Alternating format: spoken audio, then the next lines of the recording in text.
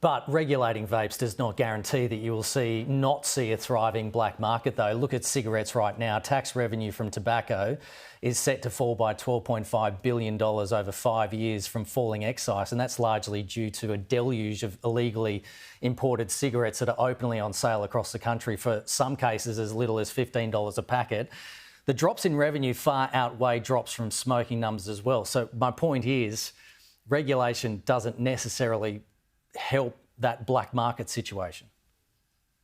No, but two things there. One, you can use some of that excise into the policing of it and that GST into the policing of it, and particularly at the borders in trying to cut down that illicit tobacco and illicit vapes. And then secondly, it makes it easier for policing on the streets of our state agencies. I mean, when we've got shortages in some states, in my home state, Queensland Police Force are about 4,000 police short. Queensland government's lost control of the streets. I hardly think the Queensland Police Force are worrying about enforcing mandatory vape laws and prohibition laws with vaping. Whereas if you simplify the laws to a regulation that's been seen before, then it makes it easier for police in their general policing duties to help track down where they've come from when you see someone that's under 18 vaping. This is the challenge, is that we've made it too complicated. We've gone a prohibition model. And if you reinvest into that policing, then you will actually also increase the GST and increase the excise as well. So it's about breaking this business model, but understand and not being naive. There is always people in society who try to cut corners, and they'll continue to do that. It's trying to minimise it and give a return back to the Australian taxpayer through better health outcomes and through better education outcomes. Deputy Prime Minister Richard Marles is about to meet students and teachers at Mount Scopus College in Victoria after a disgusting anti-Semitic slogan was spray painted on the wall of the school. Attorney General Mark Dreyfus is drafting new hate speech laws that will impose criminal penalties for serious instances of vilification based on a person's race, sexuality, gender, disability or religion. Do you support, in principle, an enhancement of federal protections for minority groups? Well, there already are laws in place that have criminal aspects to it, and I think the government needs to articulate why they haven't been utilised for many of these abhorrent cases that we've seen and some of the chants that we've seen. And I think it's important for the government to articulate why they aren't satisfactory and why they haven't been used.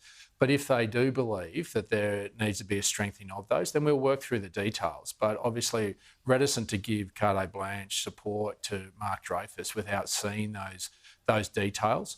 It is an intricate part of law, and we've got to ask a question why the current laws haven't been used. And if they can articulate that, well, that's fine. We'll go with open minds. But it's important we see the detail around getting the balance right of protecting free speech, but making sure that comes with responsibility and respect.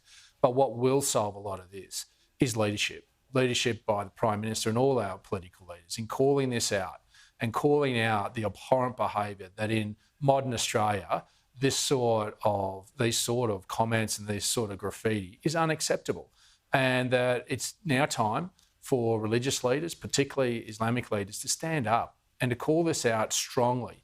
All the imams should be out there standing shoulder to shoulder with the Jewish community and showing solidarity with them, that no matter what the differences are on the Middle East, it should stay there. That hate doesn't belong in Australia. We've proven that everyone can live together in this country, but with that comes responsibility and leadership, and it's from the Prime Minister and everyone else. And if people aren't prepared to do that, then the Prime Minister's got to call them out.